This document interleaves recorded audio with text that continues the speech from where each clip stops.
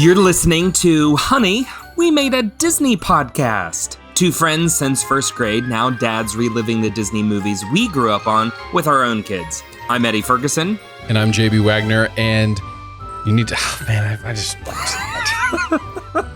I'm sorry, It's almost hard to read things. It's hard to read. No, I'm saying it's hard to read things that other people wrote. Yep. And I write how I talk, Yep. which is not a very good way. So I give you that. Oh, goodness. Let's try this again. I'm JB Wagner. Rose Rust used to yell at me all the time for this. Yep. I'm JB Wagner, and I need you all to pick out your stops on the map and have your favorite road trips ready. Road trip songs ready to go. You should write it. Write your own. No, do it. Then I will rewrite it for my own voice and then do it.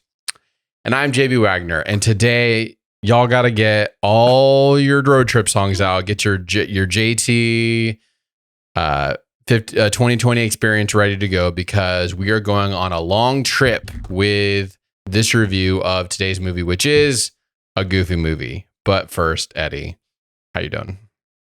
Whew, wow, we made it. We got through that.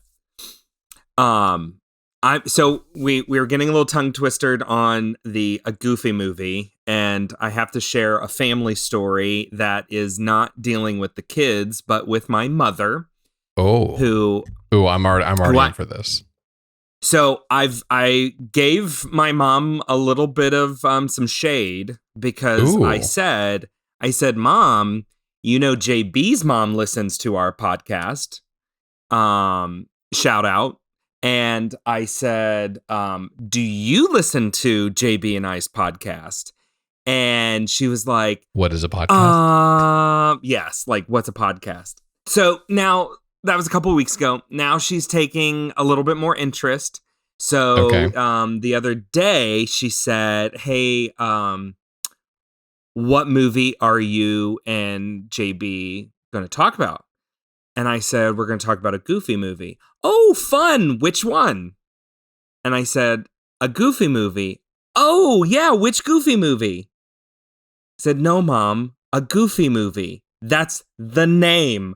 A Goofy movie. Oh, well, you boys have fun.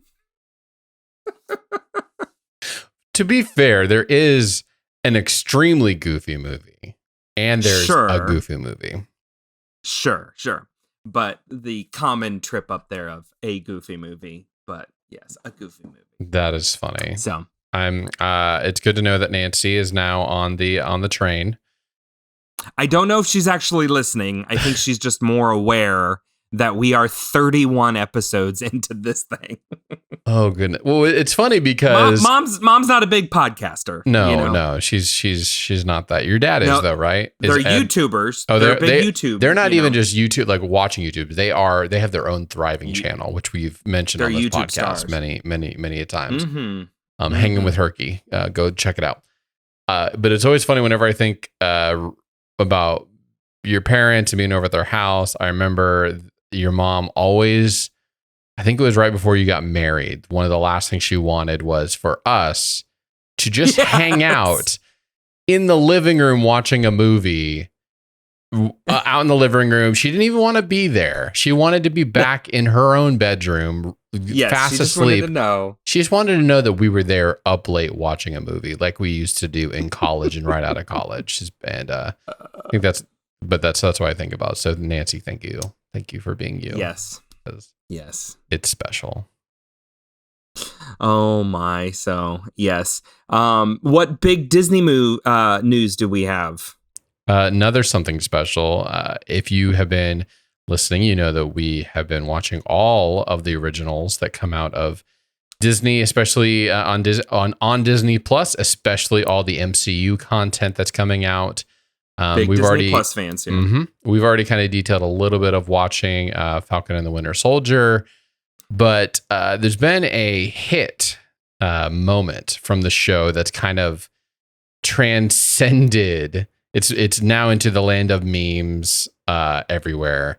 And it's the Zemo dance party. Out of episode 3, the Zemo dance party is There were maybe it's 2. memes galore, gifs and memes all over the place. GIFs and, that happened. was that episode 2 or episode 3? 3. It was 3. Yeah, because I know it was Captain America was at the very. Okay, gotcha. So Zemo dance party. Let me just play a second of this. Just loop. Eddie, I know you can't hear it, but it's crazy. So he's in the club. He's living his best life, but I think they said that he improvised all of this. They gave him zero direction. There's like go dance like Zemo in this club. Yeah, and Daniel Bruhl. He's doing all of the classic white boy moves in the club. It's maybe 3-5 seconds in the show itself. And but it's everywhere now. People jumped on this moment and they went everywhere. Disney Plus must have some intern scrolling Twitter constantly going, what's trending? They caught it quickly and immediately released on YouTube an hour-long video. 1 hour dancing Zemo.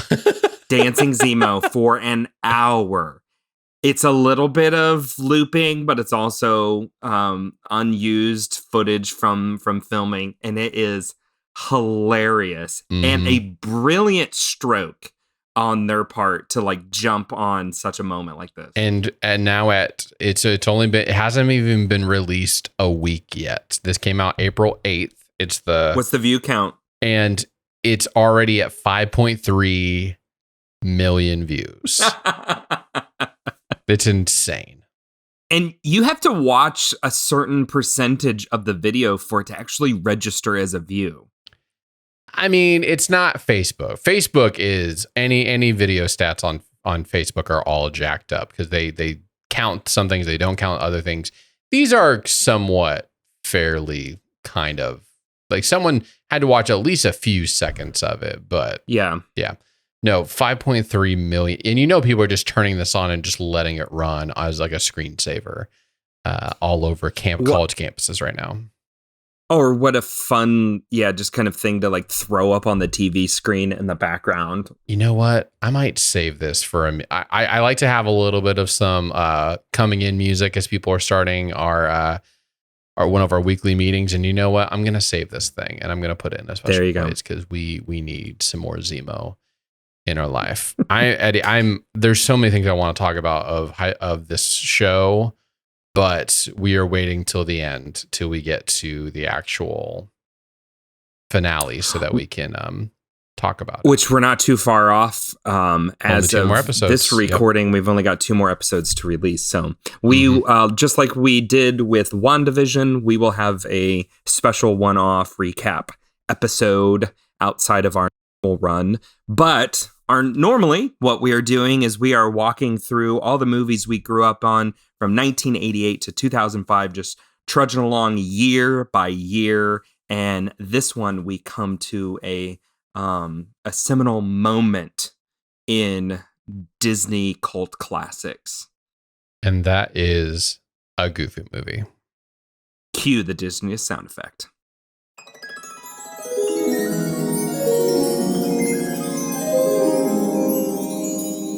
What does IMDb have for us? IMDb, your description for this movie. Okay. When Max, let me try this again. Let me get him. When Max makes a preposterous promise to a girl he has a crush on, his chances to fulfilling it seems hopeless. I can't do it. To fulfilling it seem hopeless when he is dragged across country trip with his embarrassing father, Goofy. You gotta have a little bit of something in there. You gotta have a Goofy voice. You gotta have a weird, wacky, all over the place voice. No. So fine. So before we dive into the movie, a Goofy movie, how familiar are you with the TV show this is based off of, Goof Troop? Not much. Okay. So this ran on the Disney Channel from 1992 to 1993. It was a part of their so Disney Channel came out in like the 80s, wasn't really super popular. And then in the 90s is when it exploded and was just huge. And one of the big things that they did is they had the Disney afternoon. And it was kind of targeted for like right as kids got home from school. And they would have like this 2 hour just jam-packed programming, of different shows that were maybe like 22 minutes an episode or whatever, and they would get through all of these. So you had shows like Darkwing Duck, Tailspin, DuckTales, Chip 'n Dale Rescue Rangers, and then later on came Goof Troop, which was this whole idea of Goofy being a father to his son Max, who in the TV show was more of like a middle school aged kid. And then by the time we get to a Goofy movie, he's more of a teenager, high schooler.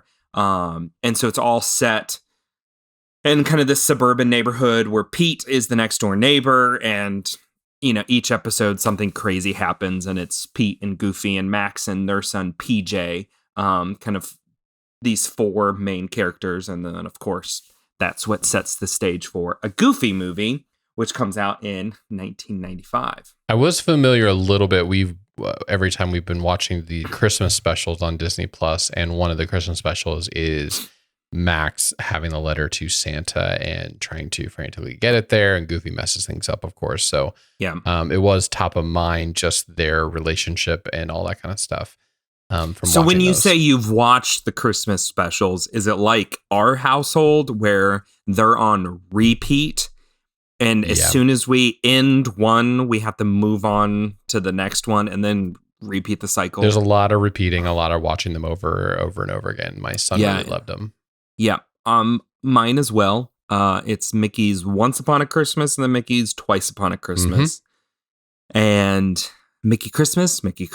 We watch Mickey Christmas.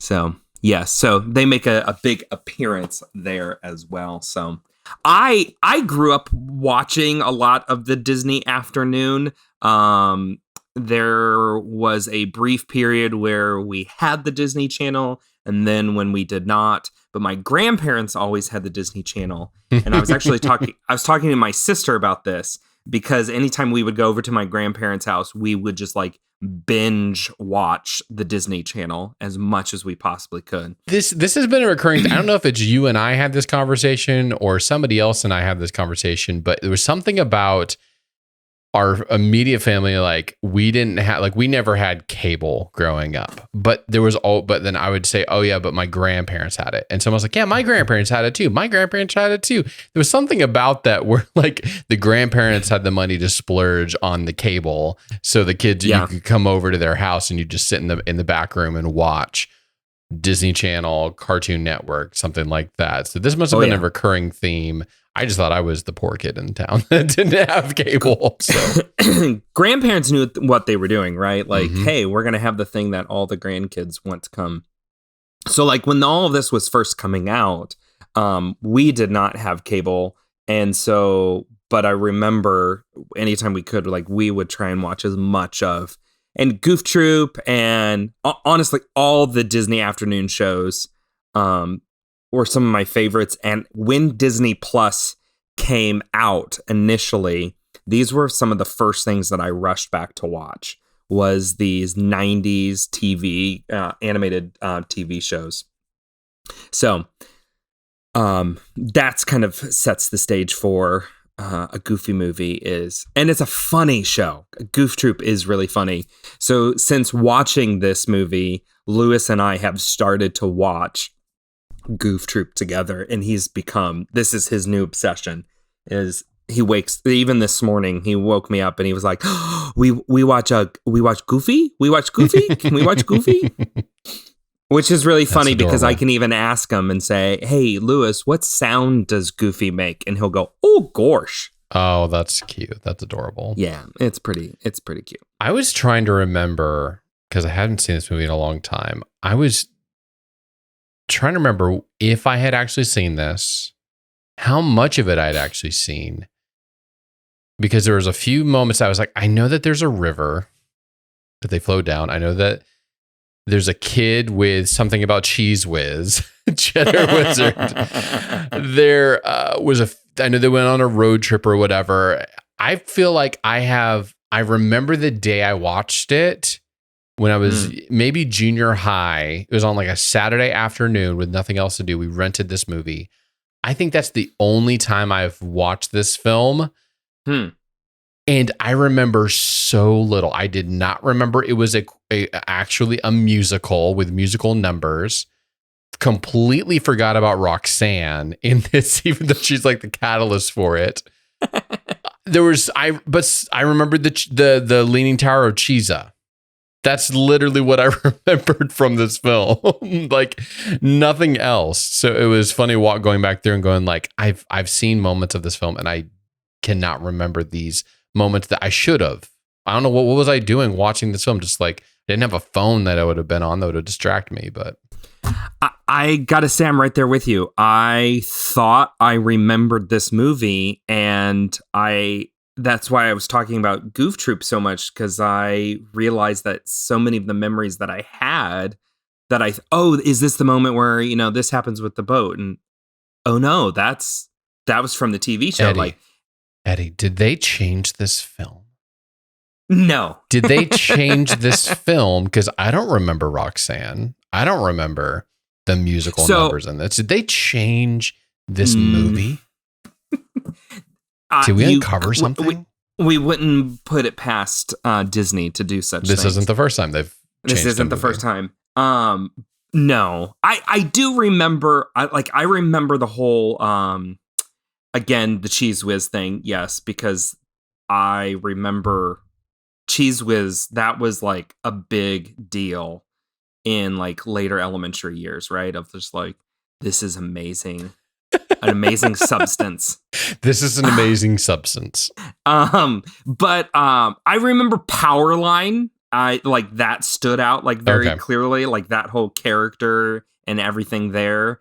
And for whatever reason, the Possum Farm. Oh, the Possum Farm. Which is it's a scariest thing. But I love the irreverent, like meta look at Disney itself in that moment. If we can just pause there on the Possum Farm, because, so you may not be as familiar with this. Like the whole possum scene with the like animatronic possums is a total play off of the Country Bear Jamboree, which is no longer at Disneyland, but it still exists at Disney World. Isn't there like Critter Country or Bear Country? It used to be back in there, and then they took it out to build like I think the Winnie the Pooh ride there or something like that. I can't remember, but yeah. So that whole scene, that whole sequence is a very much like an irreverent meta look at Disney itself. Because one of the things that people always joke about is, Mickey is nothing but a rodent, and so they're doing the same thing of just like, well, they just picked a different rodent. So many layers to this. Wow. Named them. And then even you have the moment of like the possum hats that everybody wears, right? Which everybody wears Mickey Mouse ears, right? So they just like played on that so many different moments. And I remember, I didn't remember just how meta they get there. Of course, as a little kid, you don't really get it. Yeah. You don't get that. But I remembered those scenes and thought they were really funny. And then coming back and watching it this time, I'm like, this is brilliant. This is hilarious how much they're just poking at themselves.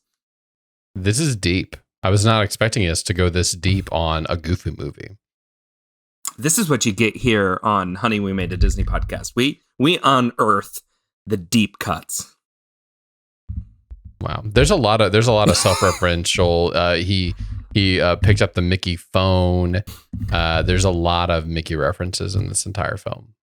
Mickey makes a cameo hitchhiking on the side of the road. Him and Donald Duck. Hitchhiking Mickey.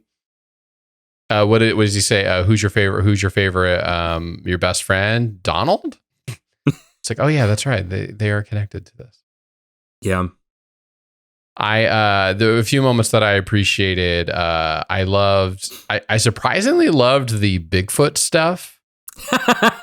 Especially when it gets to the puppet show that he starts doing the puppet show while they're stuck in the car. He's moonwalking to Staying Alive for a little bit there. There's a lot of fun. Like I was not expecting that level of they're stuck in the car and he for some reason can't break into the car. He can do everything else, but he can't break in, so they're safe. But he knows it, so he's just like entertaining himself all around the vehicle. I appreciated a lot of that. The other one is when they do the pictures with the little kid while Goofy's trying to like get the girl and he's talking with his neighbor at the beginning. Yep. And the second child that's really high strung comes in. The mom, she is so lifeless and like has lost all sense of hope and joy in her life. I just appreciated what they did with her as a character. Now you can see that there is there's an obvious, like, whoever is the people behind making this film, and the director is Kevin Lima, who actually went on to do Tarzan right after this. And he eventually, and this will make a lot more sense, he's the guy who went on and did Enchanted, which is a very kind of similar, like, irreverent look at all things Disney, right? But they just have fun with this. I don't think it was not a Walt Disney Animation Studios film. Oh, this was the Disney television animation or movie tunes. Okay. So it's the same people who did DuckTales, the movie that we looked at several episodes ago. So it's the same group. So they kind of had this almost look of like, hey, we're the little brother of this anyway. We're the B group. Like, let's just have fun. Let's just not take this too serious. And like initially the movie didn't do that well. Like it bombed at the box office. But the little Easter eggs and the layers that they have put into this movie has held, and it truly is like, it is a cult classic where you go to the parks now and you can buy a Powerline t-shirt. Like you can get a Goofy movie, journal. I mean, you can, like, they've really reintroduced it because it held so tight to kind of the millennial fan base, because it was, a movie we grew up on. You go back and you rewatch it and you go, wow, this is even funnier now as I watch it as an adult. Interesting. I'm still trying to figure out how the car survived to the end. It went over the cliff, over the waterfall. How was there anything left? Why? I'm so confused. I know that this is my thing of just like one thing irritates me and I can't figure out the math or the physics behind it. And that car surviving to the very end, of like plopping down at their house. I don't know how that happened. I'm so confused by it, but it's almost like it's a character unto itself because it goes through so much. Well, I mean, it has come its on, own and character arc. It's just mostly down. It's a character plummet, not an arc. Well, come on. Like, do you have a giant bag tied to the top of your car driving down the highway? Like, there's no way that's holding on. Were you in? Did you buy into the Max and Roxanne relationship? Did I buy into it? Were you wholly invested in them getting together in the end? It's really interesting because you almost forget about her halfway through the movie. Yeah. And then it's like, oh yeah. Like I honestly, I forgot, like, okay, why is he trying to get to the Powerline concert? Oh yeah, he made this kind of silly promise to Roxanne and, this is the way he's going to get in there and everything. But I thought they did a good job up in the front, making it very much high school, like two awkward kids trying to connect. I got it. Even though her thing was like, I would just like to, be really, I'd love to. I enjoyed that. I liked how they made it feel awkward, and like the miscommunication and the bad communication stuff. Like I felt it. I felt it up at the front. But you're right. You kind of lose track of her pretty quickly after once they leave. Once they leave on the trip, then you're kind of like she wasn't a part of it. Yeah. But I mean, the movie opens with one of the classic I Want songs. Like Howard Ashman would be so proud of this movie, right? Of like sets sets up the character of Max so well. It's a little odd. It's a little weird, just that kind of opening song. And I remember rewatching it here kind of being like, okay, all right. But I think what connects, like where this movie just clicks and starts chugging on down the tracks for me, is when he does the spoof of Powerline in front of the whole yeah, school. that makes him. Yeah, that was a big moment. I forgot about that. Like I now really connect with the character of Max, and like I think everybody's kind of been there as a teenager where you're trying to figure out who you are, kind of establish yourself, and there's these kind of moments where mom and dad inadvertently kind of, crowd in on your style a little bit, and you're like, oh, we can only imagine having Goofy as your dad, which is still such a brilliant premise, to take such a character like Goofy and to plop him into what if Goofy was a single dad? What if Goofy was a single dad? Like whoever the guy was that just kind of had that single idea. Hopefully he's getting some nice big fat royalty checks from Disney. Do we ever get to meet Mrs. Goofy? You know better. Not to my knowledge. Okay.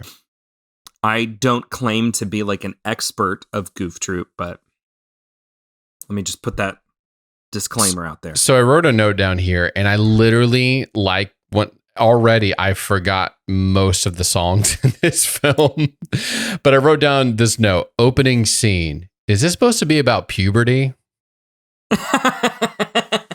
I don't remember what happened in that opening scene other than that it was like a musical number. I'm like, are they supposed to be singing about puberty? Is that what this is really about? It is very odd because it's like him on his way to school, and he's passing kind of all these other kids as they're heading out, and yeah, there's a few moments in there where you're like, did they really just okay, sure. Guess that's where we're going. I don't know. Yeah, we had Wallace Shawn from Princess Bride as the voice of the principal, which tries to sell that he's going to be going. I guess it's the inciting thing that makes Goofy really put on the tighten the screws to actually make him do this trip.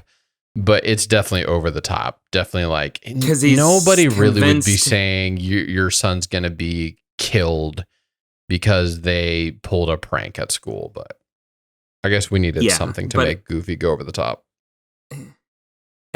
While we're talking about it, the voice talents, this stars Disney legends of Bill Farmer and Jim Cummins, who are prolific in their voice acting work. And if you want a really fun YouTube trail, just kind of start watching little clips with either of them, because a lot of these Disney voice talents that have done a lot of Disney voice work, and especially Jim Cummings, you will be shocked all the different things that he has done. So he's the voice of Pete in a Goofy movie, but he's also Winnie the Pooh. He's also Darkwing Duck and Tigger. And he is also what's his character? Yeah. Like it's just on and on and on, all the different things that he's done. I was trying to think of Ray. He's Ray from Princess and the Frog. But yeah, he's done a ton. Yeah, we've definitely brought his name up recently with some of the other animated films that we've done. He has 566 actor credits. That is, I don't know if who's going to ever top that. That's insane. Bill Farmer has been the voice of Goofy. And it's basically from he did a few things in the late 80s, and then, well, sorry, not a few things. He did a lot of things in the like 80s. He started his career in voice acting what we've been doing since his first credit is 1986. So his legacy right now is the very generations that we're talking about right now. Yeah. That's crazy. He did he was in the Transformers series. He was DuckTales. Ed. He was Ed in The Lion King. That's right. That's the one we brought him up on. We're still on Jim Cummings, right? He was the one that I did not name, and you reminded me how big of a fallacy that was. But he's going to come up some more. Yeah. He did so many different things. And not just Disney. I mean, he did Anastasia. He did Brave Little Toaster. He's done some Scooby-Doo. Wow. Yeah. But his most famous things, of course, he's Pete. He's Winnie the Pooh. He's Darkwing Duck. I think those are the ones that people look at. He's done some voices for the Disney parks and different animatronics within the parks. Yeah. Pretty incredible. And then Bill Farmer, who also got his start the same time frame here, he has been the voice of Goofy since 1987. And a lot of people don't know, he is also the voice of Pluto. Makes sense. Stay with the dog character. Makes sense. Stay with the dogs. So yes, again, I can't recommend more hopping on YouTube and scrolling to your heart's delight of Disney has done several of these videos where they get like the two of them and a couple of the other, like the voice of Mickey Mouse and them, to sit and they just kind of talk about the trade and everything. But then at like D23 events, they've also got them like live on stage recording an episode of something together. Oh, that's cool. And you see them live doing all the different voices and everything, and that is really fun. That's a special treat. I'm going to add that to my queue. There's a queue on YouTube? Kind of. If you've got it like connected to a TV, you can add it to like a queue. Or watch whatever. List. So Eddie, any other notes you want to say before we rate this film?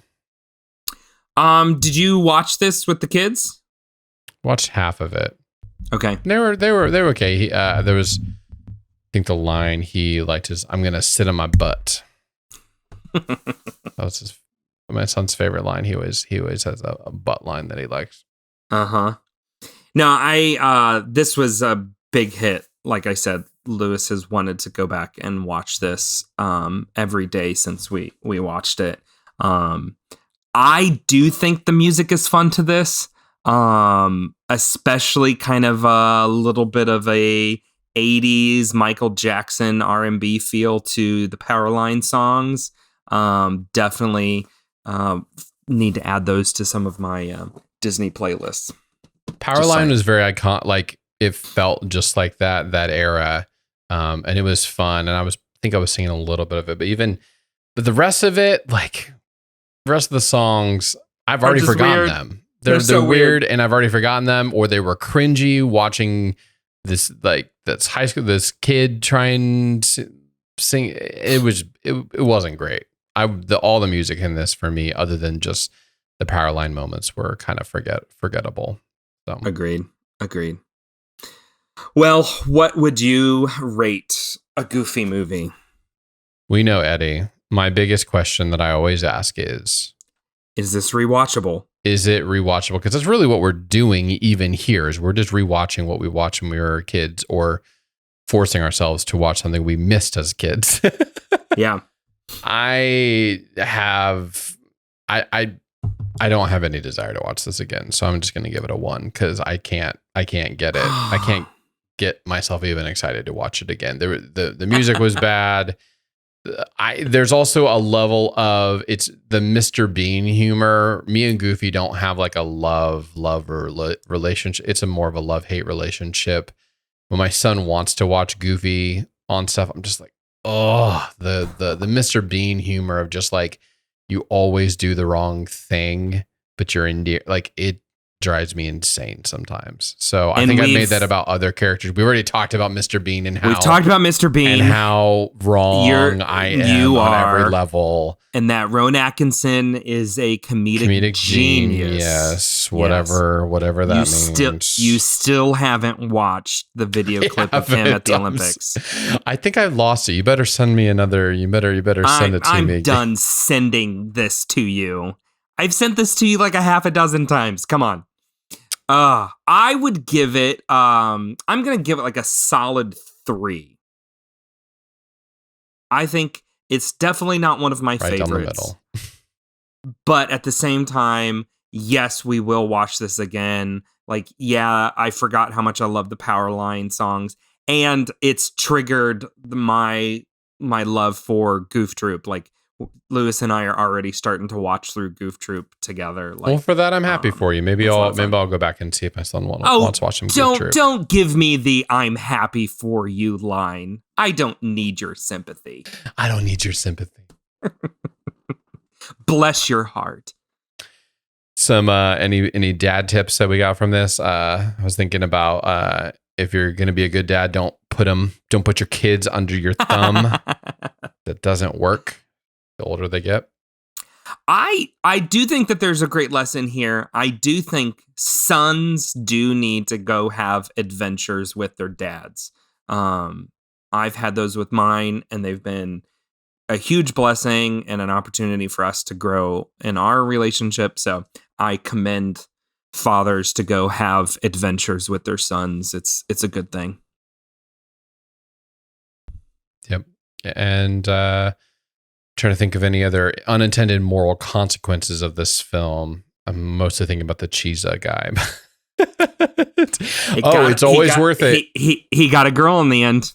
He got the girl in the end. It's always worth it to pull a massive prank on your entire school for a girl, because they will always like you afterwards. Always. So that's the way to go about it for all you aspiring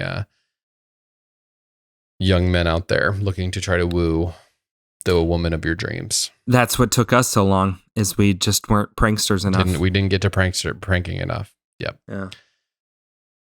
Well, thank you for listening to another episode of Honey, We Made a Disney Podcast. Eddie, we had some disagreement, or not disagreement, but there's confusion about what the next film is we're going to be covering in this trek from 1985 to 1988 through 2005. Which movie are we going to be doing next? So that's an interesting question, because we were supposed to, a couple of weeks ago, do Man of the House, a JTT movie, but it was not available on Disney Plus. And we have done a few movies outside of Disney Plus when we have felt like it was worth purchasing. Man of the House did not look like it. Man of the House was not on that list. So I don't know if Wild Hearts Can't Be Broken should have been on that list, but we did it. It is our highest rated podcast, okay? It's just because everybody's trying to get it. Everyone's trying to find a copy of it somewhere. Which shows you how beloved this movie is. It's because they're yeah, whatever. So what movie are we going to do? What are we going to do next? We're doing Man of the House? Should we go back and pick it up, or should we It's still the same year. It's the same year. It is. So we just skipped over one film, maybe 2 films. Okay. So Man of the House, that's the film we're going to be doing next. You can see all the films we are planning to do over the next forever to get through all of these movies. We have a lot more to go. You can go. We've made a dent. We've made a good dent. We made a dent in the moon. honeywemade.com/movies. You can go see all the movies we have already done. You can listen to all those episodes, because we've done 31 episodes, Eddie. This is our 31st episode. Almost as old as we are.